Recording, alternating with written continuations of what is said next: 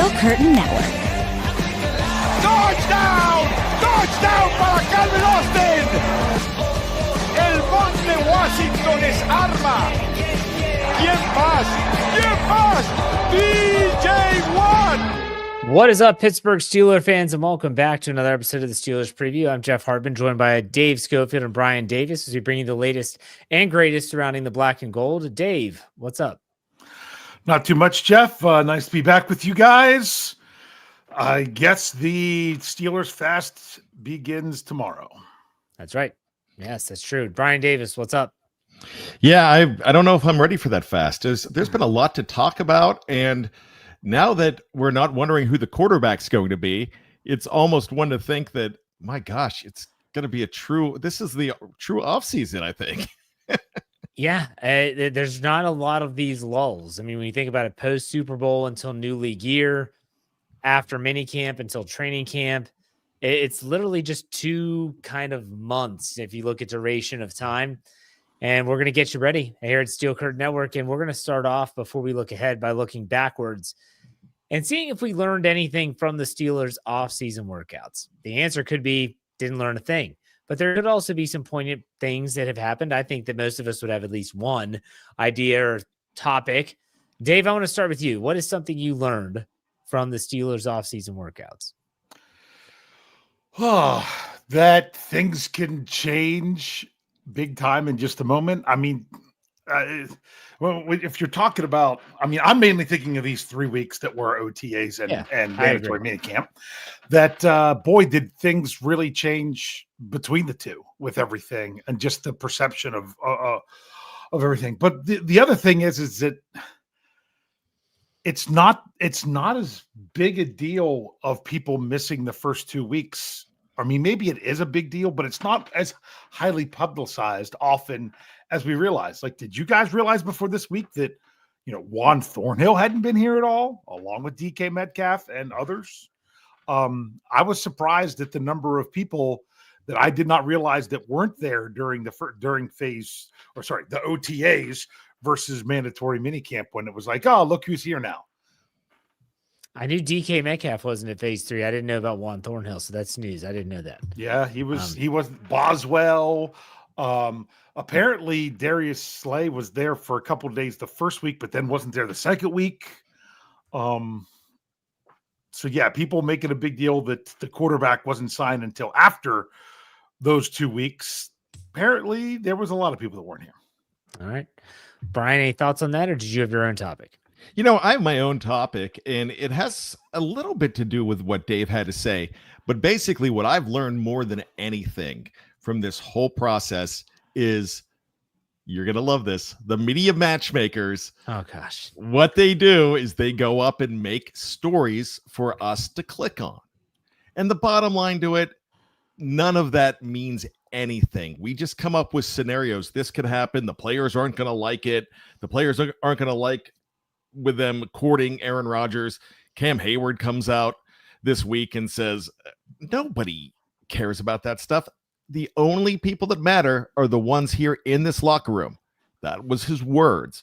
And when I hear something like that, I'm thinking, yeah. So we go ahead and we look for scenarios. When I say we, I'm just saying the media and everybody else who comments on this, the content creators. But at the end of the day, it's just what the players think and the coaches too. Dave, did you want to chime in on that? I mean, I don't know that I can really add too much more to it. Bryan summed it up pretty good. I'm not going to disagree with his point at all. I'll say this: if folks think that this next 40 days, is that how many days it is, Dave? I have it as 40 days off. 40 days. All right. So these next 40 days, if you think there's not going to be any news, rumors, speculation, well, you haven't been following the team very long.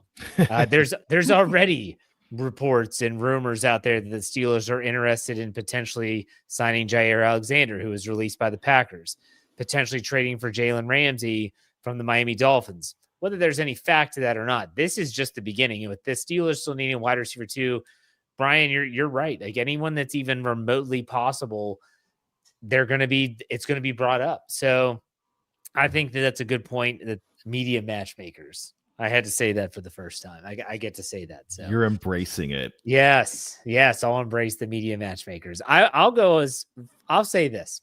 Dave, you kind of talked about who was and wasn't there. To me, I think that while being there isn't a huge deal, like Dave mentioned, I think the optics are huge. And what I'm talking about and who I'm talking about TJ Watt. And so everyone's like, it's not a big deal. I said this, I wrote the article when it was made known on Tuesday that he was not going to be in attendance. And then I kind of quote tweeted my article and said, I understand what he's doing, but I think there's going to be a selection of the fan base that's not going to be very happy with what he's doing. And Alan Saunders, he's a Fans First Sports Network. His podcast is here with us. And he chimed in on my comments and said he wouldn't have done anything anyways. I said, Alan, you're missing my point. I'm not talking about whether I think it's valuable that he's there. I'm saying the optics are horrible. And he's like, well, fans shouldn't care. But they do. Fans will care. They care about this stuff. And if you follow people, if you just see what people are saying on social media, a lot of people are like, TJ will be fine. You know, Mike Tomlin says today, Thursday, after the OTA or minicamp's done, when two sides want to get a deal done, typically it gets done. And I believe him. I think that's factual. I think he will get it done. But I will say this, though, and I'm going to stand by this.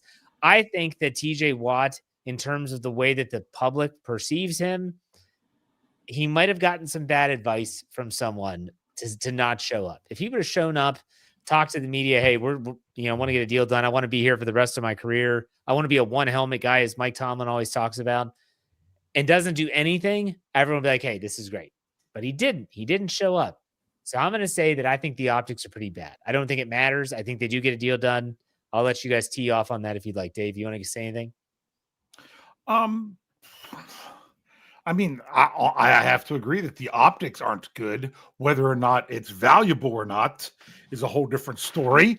As it appears that we lost Jeff altogether, but to me, it's the point of, is he really missing anything? That is true.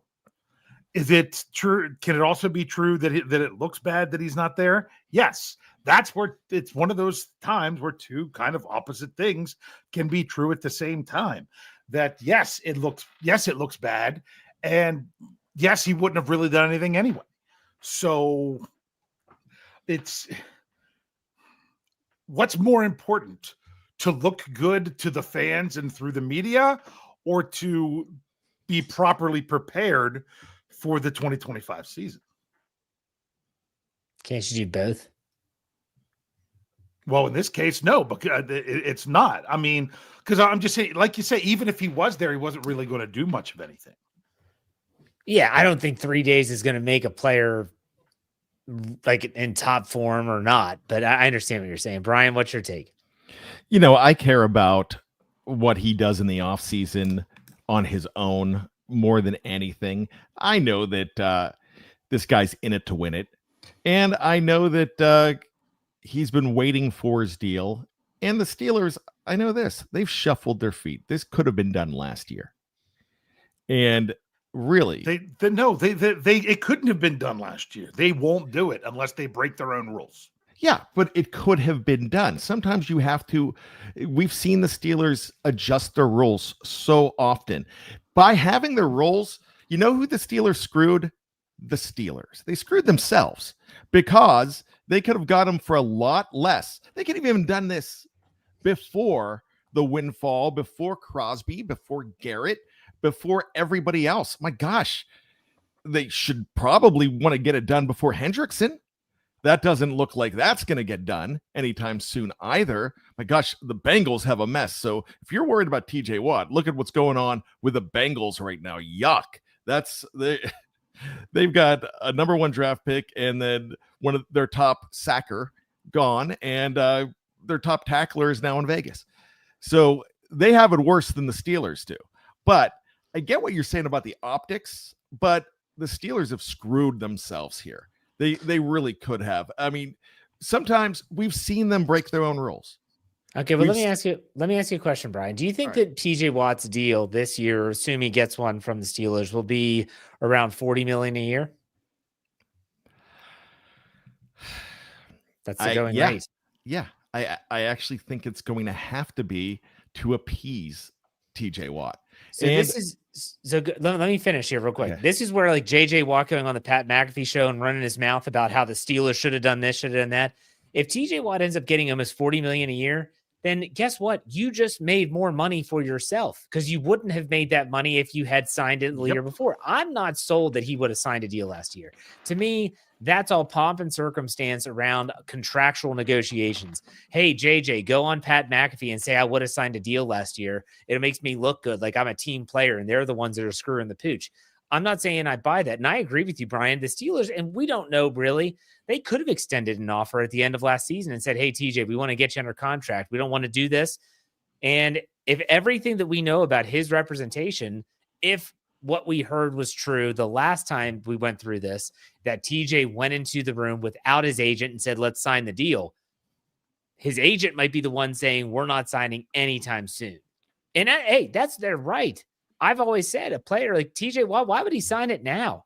I'm going to wait until Trey Hendrickson signs. I'm going to wait until Micah Parsons signs. And then I'm going to sign my deal because I think I'm better than all of them. It's just my take. Yeah, and that's actually a good take. But really, when these other guys are getting the 40, why wouldn't TJ want it? Oh, for sure. Owners started this way back when. They started in baseball. I mean, I remember the first $1 million a year player in baseball. I think it was Nolan Ryan, and then the first $3 million was Ricky Henderson. And it just keeps climbing and climbing because everybody has to break the bank. And every agent, and this is what galls me more, an agent cost the Steelers fan base and the Steelers and Le'Veon Bell the services of Le'Veon Bell because he kept on chiming in his ear, a young kid's ear, that you have to be the highest paid player, the highest paid running back, the highest paid player in the league. And you're going to get it. You're going to get that. One, he didn't get it. And two, that killed his career, that entire thing. Sure, he played a little bit afterwards, but that year off killed him and everything else killed him. So I understand that you have the agents involved. And at the end of the day, when you have a guy like TJ Watt, if he wants to be here, he's going to say, Joe, Fred, whoever your name is, agent, stay out here, shop on Versace. I'm going in here and talking to the old man. And if he wants to get it done, he's going to get it done. Dave, want to chime in? Well, and the thing, I thought it was a very good point when you were saying that if he actually is going to he made more money by doing it this year than last year. And the thing is, once you start breaking the rules that you have established, then when do you decide which ones you break and which ones you don't? And then you're just going to get more pressure. Next thing you know, guys are saying, hey, I want a new contract during the season. No matter what your rules are, you broke them for TJ, blah, blah, blah. It's just not a good precedent. And honestly, it didn't hurt to wait for TJ. Now people are saying, oh, well, the $40 million a year and everything else. Just think of how much the salary cap's going to continue to go up. If he goes $40 million a year and it really kicks in next year when it comes to the actual salary cap percentage, it's probably going to be a lower percentage of the cap of what his last deal was. But just because of how much the cap has gone up. So sometimes the numbers, I know some people are like, oh, it's ridiculous. You can't pay $40 million. I know some people in the live chat are saying that. $40 million of the salary cap is not what it used to be, even just 3 years ago. It's a completely different ballgame because they're making so much money and the salary. I mean, what the salary cap went like $30 million. It should be over $300 million next year. I don't want to spend too much time on TJ. Any final thoughts from Dave or Bryan? Yeah, I think Dave makes a fantastic point. I think they do break their own rules a lot, Dave. I will say that. And I'm not going to go too far into that. But there's a lot of things that they would have never done before that they start doing. Omar Khan started breaking some of the team's rules. The only reason they don't break more is because Art Rooney II is trying to hold on to those. I don't think these are Khan's rules, but I mean, that's a whole different show. I think the bottom line to this whole thing with Dave saying $40 million it's nothing because of the salary cap. I love that. And I'm also going to go ahead and quote Jeff Hartman. And I used to, when he kept on saying it, I think I argued with him the first time. Now I quote Jeff all the time and saying, salary cap really doesn't exist. It's a myth. It kind of is a myth because, and really, you've got the couch cushion con. You've got that guy that finds money anywhere and everywhere. And everybody was freaking out when you said the name Aaron Rodgers back in March because you thought you were going to pay him $40 million. My gosh, if you pay him the full 19 this year, if he gets every single bonus, guess what? The Steelers won a Super Bowl. Yeah, that's a good point. I did want to say, you're talking about the Steelers breaking their own rules. I think you're mistaken there. I think the Steelers break the rules that the fans or media have kind of established as the way as the Steelers have done things. That's completely different than the ones that the Steelers themselves that have come out and said, we do not negotiate with the player other than a quarterback. And I like how they have to throw in other than a quarterback because of something like that, unless it's going into the last year of their deal. Also, we do not sign contracts during the season. That's things that the team has come out and said that is the rules. Then other rules of we don't sign contracts between mini camp and training camp, which is what it was under Kevin Colbert. You always had to wait until guys came around and wait till the very last minute, like with TJ Watt the last time. That was out the window with Omar Khan right away when he signed and Minkah Fitzpatrick in June. But that wasn't anything that the Steelers ever set up as a rule. That's something that we just took it as the way they did things. These other ones are ones that they have come out and said, this is how we do business. Yeah, but if they have to, they're going to. But they didn't. It's fair. Right. Okay. We're going to take an early break. And then we come back, we're going to continue talking about what we learned during these offseason workouts, because I know I at least have a couple other topics to bring up. So we'll be right back. If you're watching live on any platform, we're not going anywhere. Stay tuned. Be right back.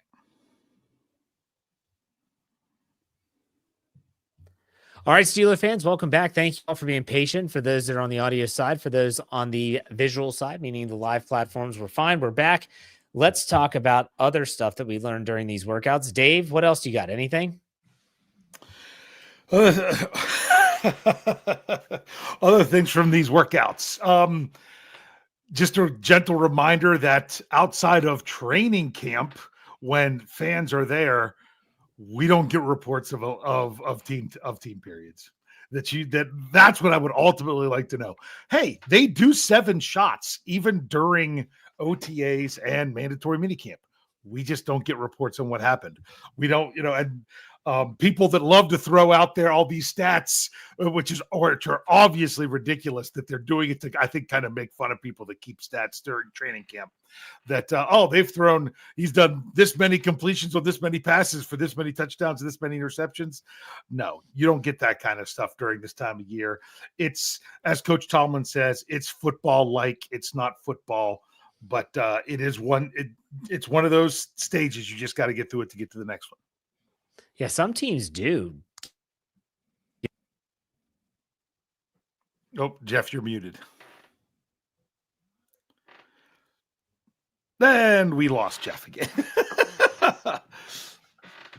I understand exactly what you say or what you're saying here as far as that. And, I kind of agree with Jeff there where some teams do.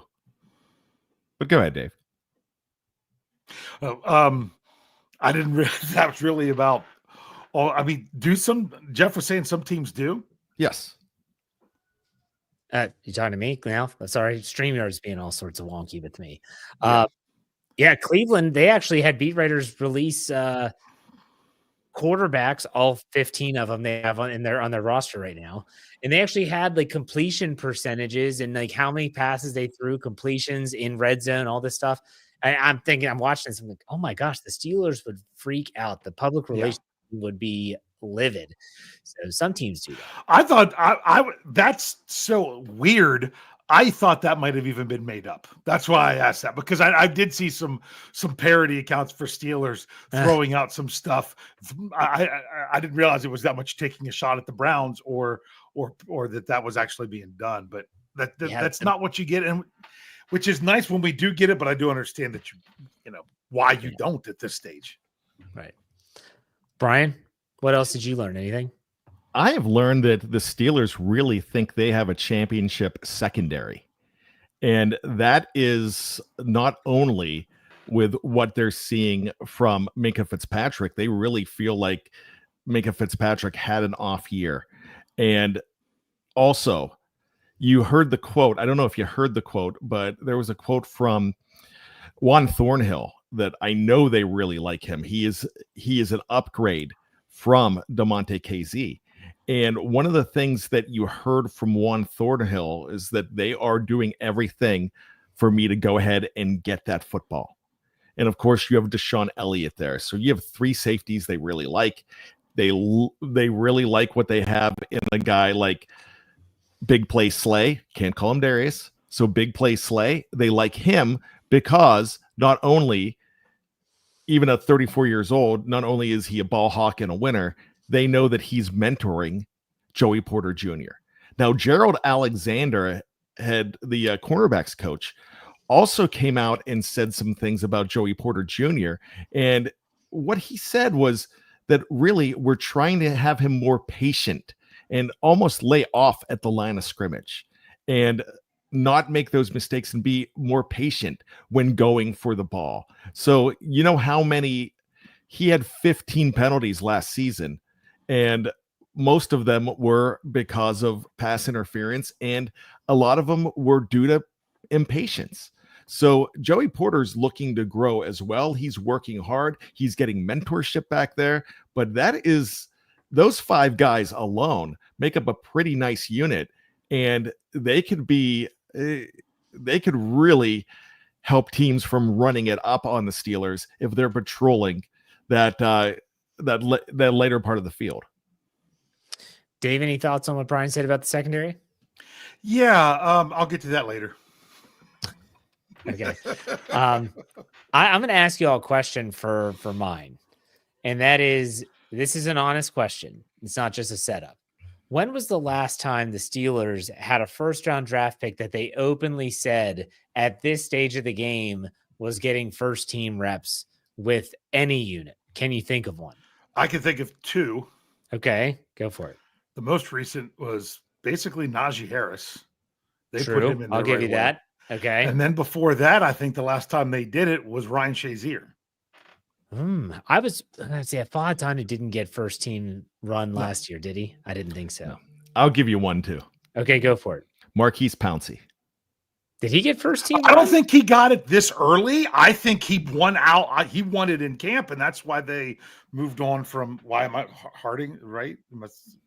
Nah, he wasn't. Harding's Hartwig. Hartwig. I was going to say. I knew I didn't. When I said came out, I'm like, that's not right. But what is it? Yeah. So they didn't go into it thinking Pouncey was going to be the guy, but after the preseason, they knew Pouncey was the guy. All right, I must be mistaken then. I thought I don't think he was. I know he was a week one starter, but yes. Well, no, I'm talking about in mini camp. Yeah, they're already June. Saying he's getting first team run that early. Then it's very rare. Then it's very rare. What's part of the other reason he's getting first team run? Because Cam's not necessarily out there.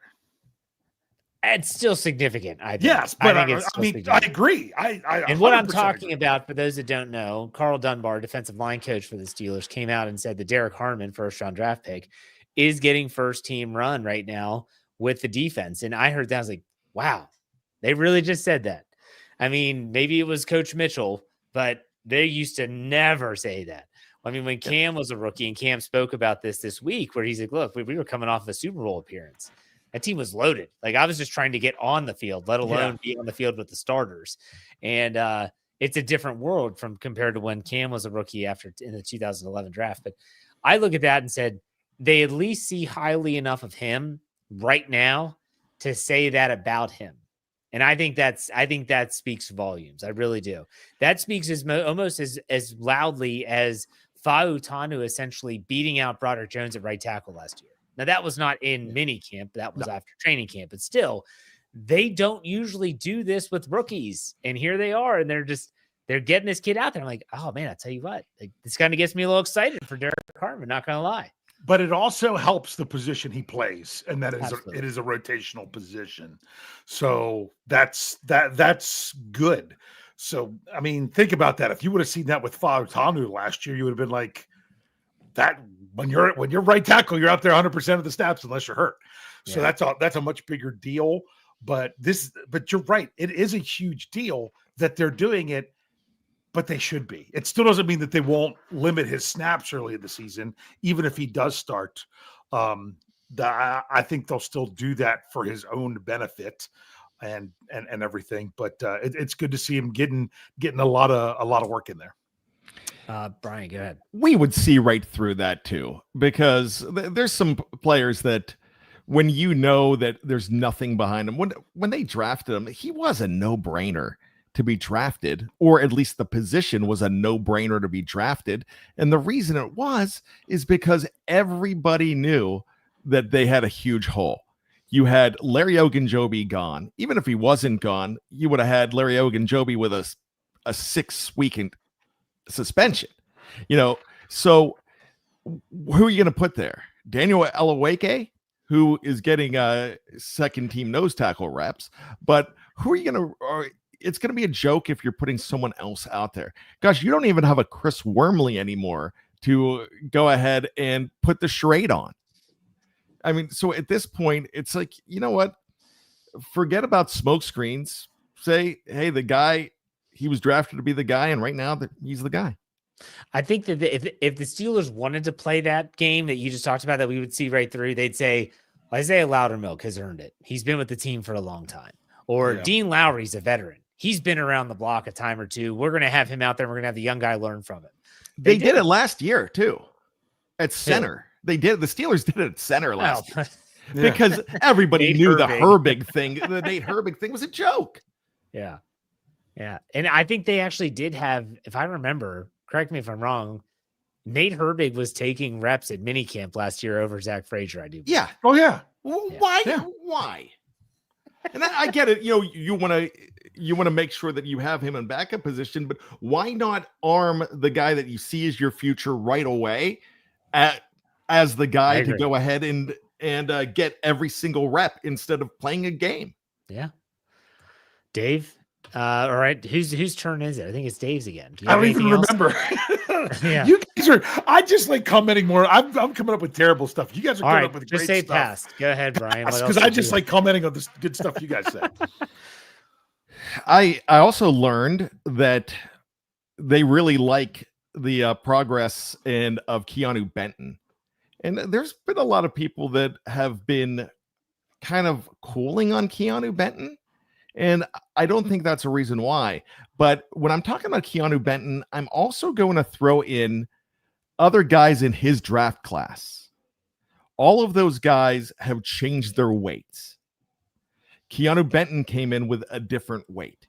Then you have the two Georgia guys, Brojo, who we were just talking about, Broderick Jones, and then Darnell Washington, who, my gosh, I mean, you get a Mercedes Lewis comparison from your new quarterback, the veteran, Aaron Rodgers. That's weighty. That's a big deal. But he came in 15 pounds lighter. Broderick Jones came in 15 pounds lighter. Keanu Benton looks different as well. So with all of that, you've got guys coming in playing their third year that's saying, all right, the kidding around is now over. I'm seizing the day, because they know what's up ahead too. I'll chime in first here, if you don't mind, Dave. I think the weight thing is a Steelers issue. Let me be specific. So Broderick Jones he's really athletic, very athletic. I think he ran the fastest 40 time for the tackles, at least, probably guards and centers as well when he was at the combine. I have a feeling the Steelers might have said, "Hey, we might need you to bulk up a little bit, get some more size on you." And then all of a sudden he does that. Heck, last year, Kevin Smith said in Latrobe saying he looks like crap. He looks overweight. He's wearing a sweatsuit underneath his pads. Looks like he's trying to drop some weight. Sometimes players can kind of spiral out of control when you tell them to gain some weight. They don't gain the right kind of weight. They're lethargic. They're slow. And now the coaching staff is like, okay, bad idea. Let's get you back to where you were. Darnell Washington, we already know that everyone talked about him as another tackle.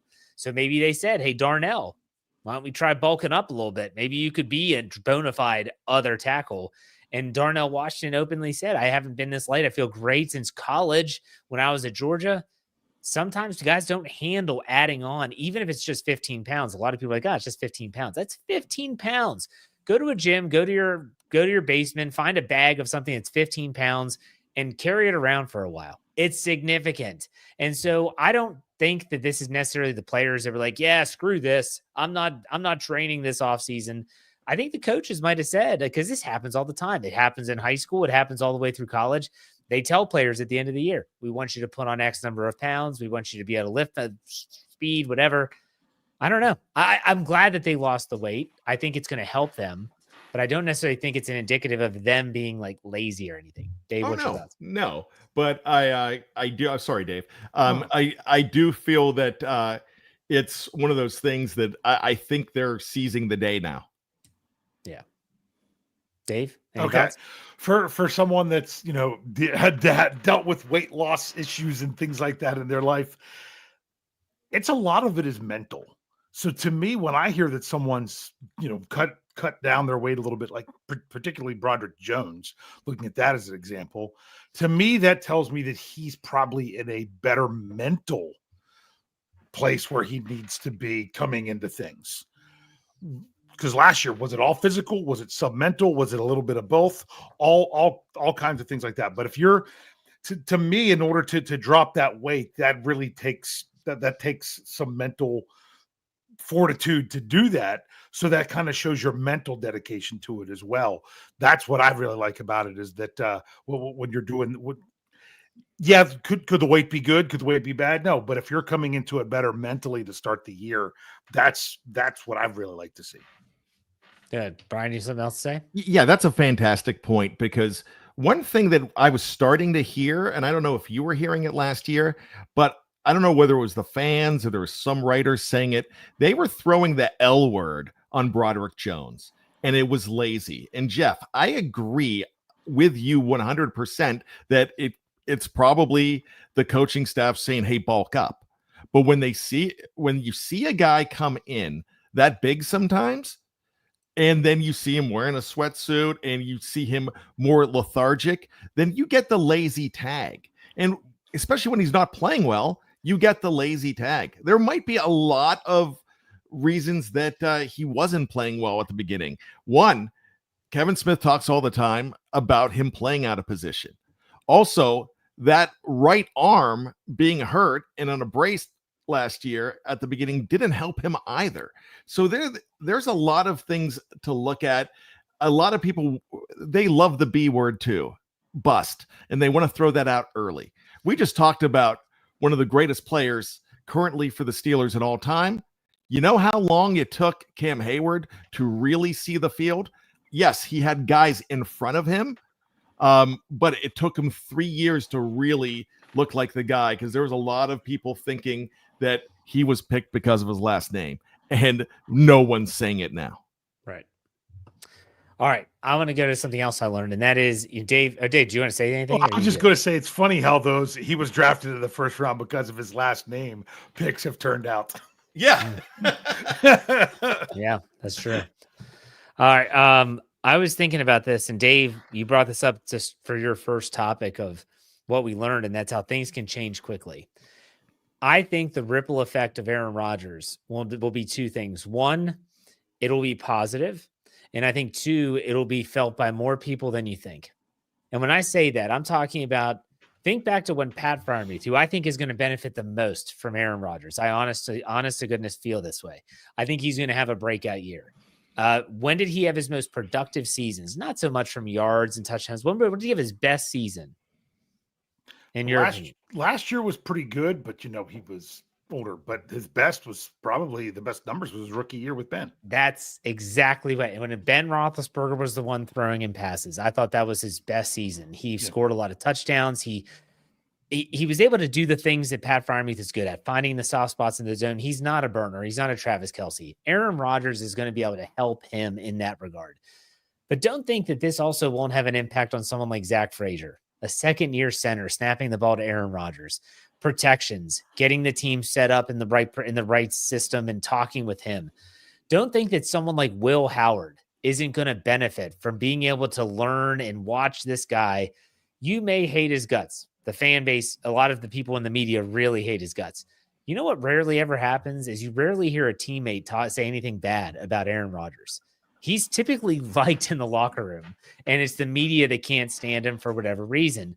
I think that he's going to have a really positive impact on the offense, whether that leads to success, touchdowns, or anything like that.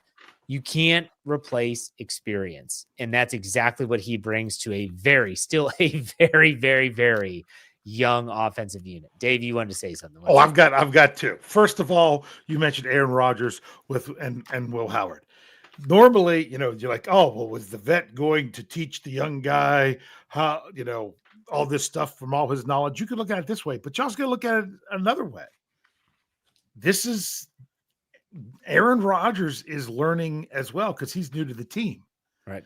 He can teach Will Howard, not even teach him, but they're learning together. This is a guy that's played 20 seasons and a guy that's coming into his first season, and they are both learning the offense together. So not only that, Aaron Rodgers could very well be helping and showing Will Howard how to learn because he's doing it. He's doing it as well. That's one. But two, I'm really glad. I was saying because I know, Jeff, you had said before, it's got to be before mandatory minicamp. I'm like, I'm not, even if it's not, I wouldn't take it off the table. But boy, am I glad that Aaron Rodgers did.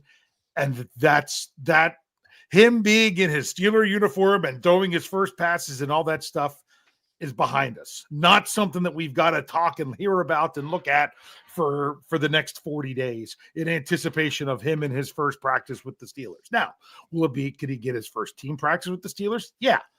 But that big hype and hoopla, and I thought it was interesting when Mark Cabali was saying about, wow, I've never seen this much media here for the first day of mandatory minicamp, because everyone was with the whole thing with Aaron Rodgers and the big story. I'm glad the big story was done, that the start of the big story was done in June and not the end of July. Fair. I like that too. Bryan, what's your thoughts on that? Absolutely 100% correct. It goes back to everything that we've said about, it's the players that matter. I'm going to throw in another guy that I think, Jeff, to your list.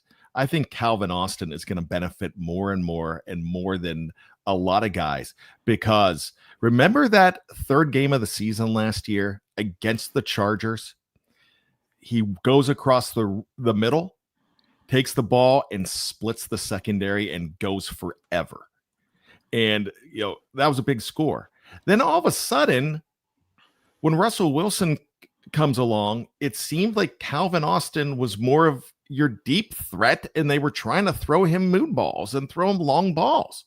And that's really not his forte. So I think a guy that uses the middle of the field like Aaron Rodgers, and a guy that can exploit the middle of the field real well with his speed, and he's got decent hands. He has good hands, and that's Calvin Austin III. I think it's a match made in heaven. As far as Aaron Rodgers go, I am I've been 100% in for a while, but now I'm going to go ahead and I'm going to offer to Aaron Rodgers to be his accountant in a way. And what I mean by that, I'm keeping receipts for you, Aaron. I'm keeping receipts because in December, when people are shouting MVP at you, when people are singing your praises, I'm going to say, remember what you said in June? Yeah, good point. Bryan, do you have another topic, or do you want me to do one?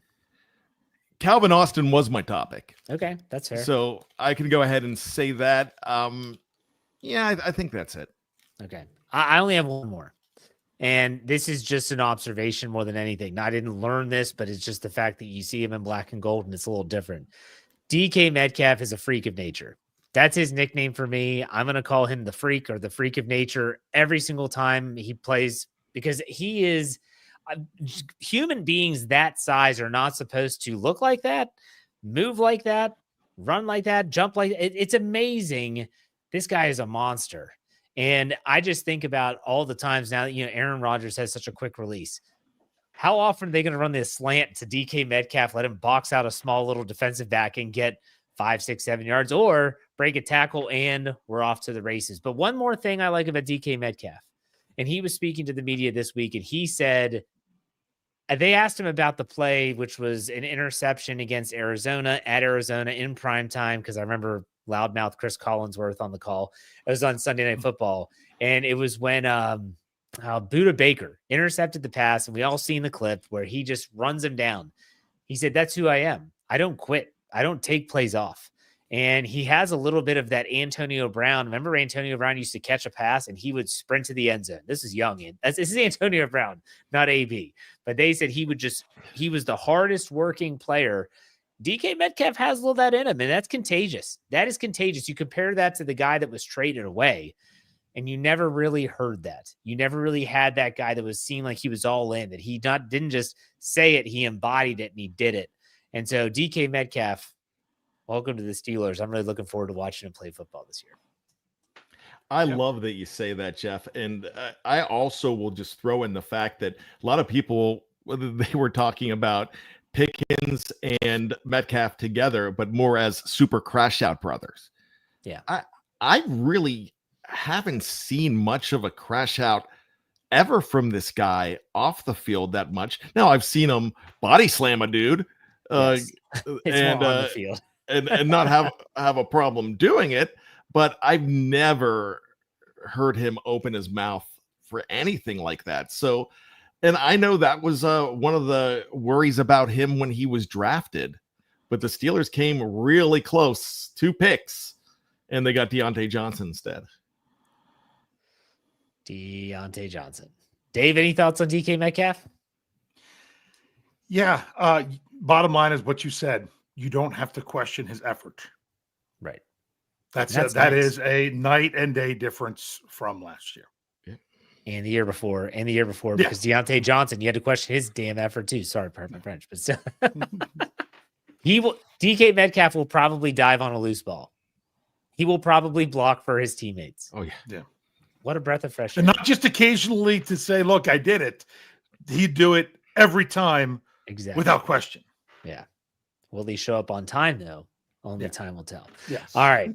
I'm done. That's all the ones I wanted to cover. I could keep going, but I'll stop for now. We want to get to some trivia. Dave, you got it? I do have some trivia. This actually, I don't know why I just wanted to look this up. But this has to do with the Steelers secondary. If you guys were to estimate right now, who do you believe would be the starting, I'll say outside because that's just the way they look at it, left and right cornerbacks for the Steelers this year? JPJ and Slay. Yes. Slay and JPJ. Yeah, you're right. When's the last time the Steelers, not going into the season, but at the conclusion of the season, and when you look back at who started the most games, Pro Football Reference, where I'm looking at, they do it. They look at the positions and how many games, different players started to figure out who the starter was for the season. When's the last season the Steelers had the same 2 players as the starting cornerbacks in back-to-back years? Okay. Is Willie Gay one of them? See, Willie Gay is where it gets really interesting because was he starting on the outside or not, or was he starting a number of games as well because they were starting off at nickel and things like that?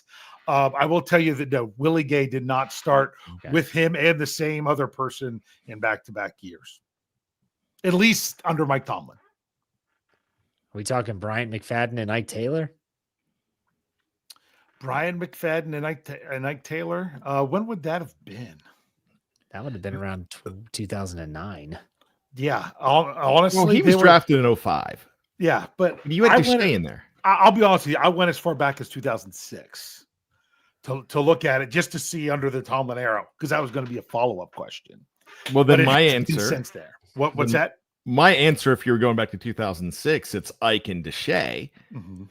But I'm gonna go out on a limb here and say Joe Hayden and Ross Cockrell. You're half right. I bet the Hayden's right. I bet you the Hayden's right too. There was a season in there where the same person started opposite of Joe Hayden. Dang it. And Hayden came in around 16 or 17, right? I'm pretty sure. What year did the Browns not win a game? I don't know. I'm going to go with John Maleska, though. Is it Steven Nelson? Yeah, I like that. That would be my buddy, Steven Nelson. Yeah, that didn't like when I quoted Pro Football Reference and how many touchdowns he gave up that season. And that was 2019 and 2020. That is the only time going back to under the Mike Tomlin era that they've had the same two cornerbacks listed, at least on Pro Football Reference, as their two starters for the season in back-to-back years. I will tell you that I gotta bring it back up if you guys will give me just a moment. The first season of Mike Tomlin was actually a back-to-back season. It was the second year of two players doing that. Do you guys know who that was? Well, Ike's definitely one of them. Yeah, that was, you've already mentioned it. It was Ike and Deshae. I'm pretty sure they were 2007 and 2006. If I'm looking at this, yes. But Deshae was entrenched for a long time. Mm-hmm. But here's what's interesting. Hold on, I gotta look at this one. Okay, hold on. I got to make sure I quote this right. So give me a second. I'm just double checking. Talk amongst yourselves. Okay. Well, so no. Okay. So yeah, but I'm pretty sure. I don't think that was 2005. I don't think it was.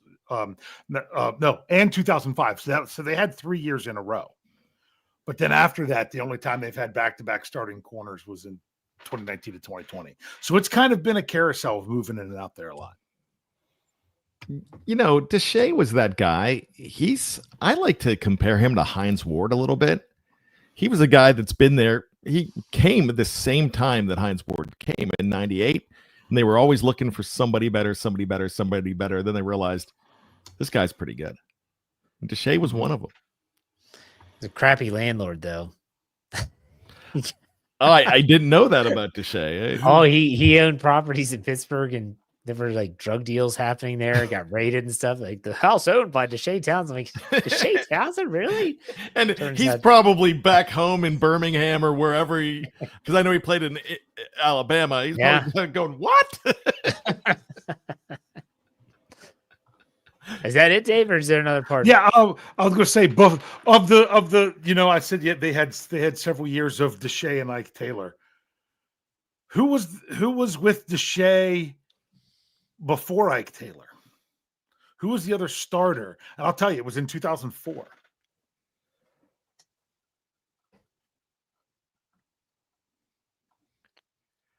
my gosh, that was a huge season for them. Yeah, and. It was McFadden came around in 2005.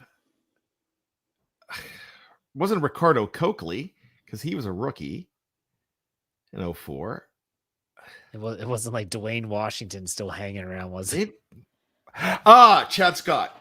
Was Chad Scott still on the team in 2004? Chad Scott started 7 games, but that is not who they have listed as the other starter because somebody else started 10 games. Oh, wow. Which is why I say sometimes this gets confusing because it could even be where it was a nickel person who started some and the nickel started some on the outside. You know, sometimes it's a little bit of a gray area in there. But I'll give you another hint. Okay. Their first and last name started with the same letter. I was going to say Hank Poteet, and that's wouldn't be it.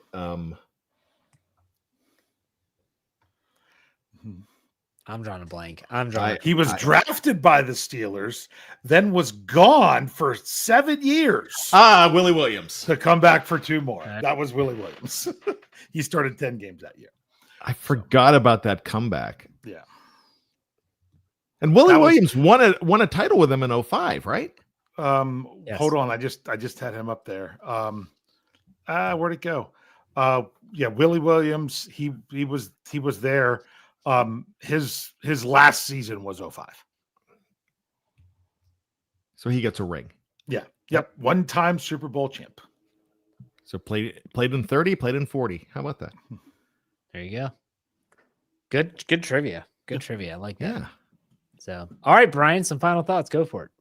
All right. So we talked about a whole lot of stuff. I want to go ahead and talk about culture. And you learn a lot about players and culture. And it seems like this is a team that I almost feel that they're more bonded by going through this Aaron Rodgers experience. And now that he's here, I think they're very happy that he's here and everything's good. One player that impressed me more than anybody, and this just came out in the last couple of days, it's Corliss Waitman. He could have made a lot of money, but he said, I just want to have a uniform with the Steeler emblem on it. And that means a lot to me. So kudos to you, Corliss Waitman. I think you have a lot of integrity, and you're more of a team guy, and you're more of a culture guy than anything for not taking money for it and giving it up, not holding it hostage. Because if you know the Robert De Niro, Wesley Snipes movie from 1996 called The Fan, you know that they'll murder you over an old number. So with that being said, I love it. Corliss Waitman, I have a lot of respect for you. All right, Dave, final thoughts. Yeah, I was shocked when you brought that up on an episode of Here We Go, the Steelers Show, that Coach KT Smith was not familiar with that movie. Yeah, I couldn't believe it. I know. That's a crazy one. Anyway, let's get back to the Steelers. To not get back to the Steelers for the next 40 days. Hey, enjoy this time. Jeff says it very often. Don't wish away your summer.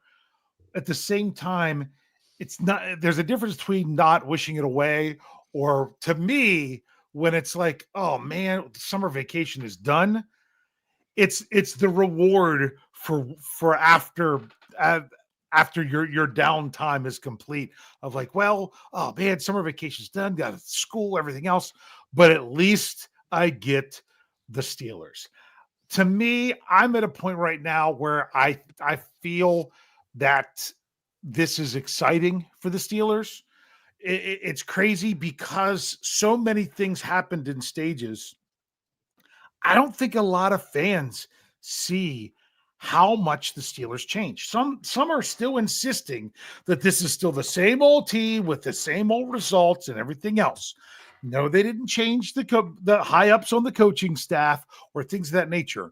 But at least the Steelers did not sit back and say, hey, we're going to try to get both of these quarterbacks back and run it back. And, we're going to keep the same receivers. We got to sign the same running backs and keep the same, keep this offense, especially the same, and run it back and see if we can just do better next year.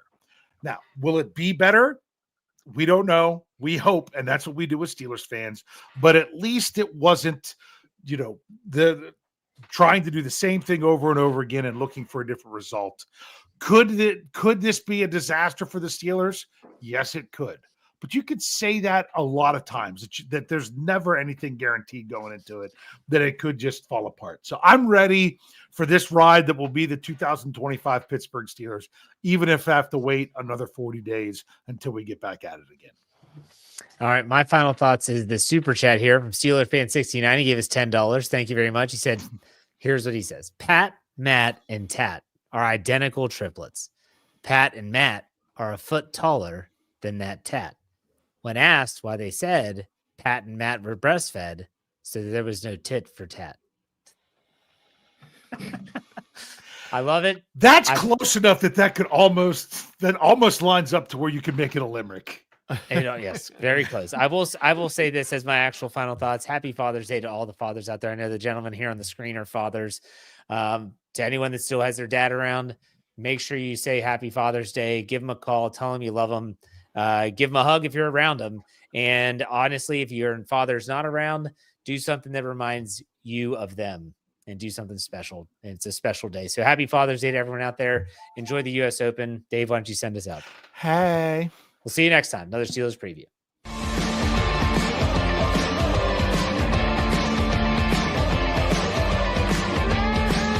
Steel Curtain Network. Get it. Everybody else gets a little tight.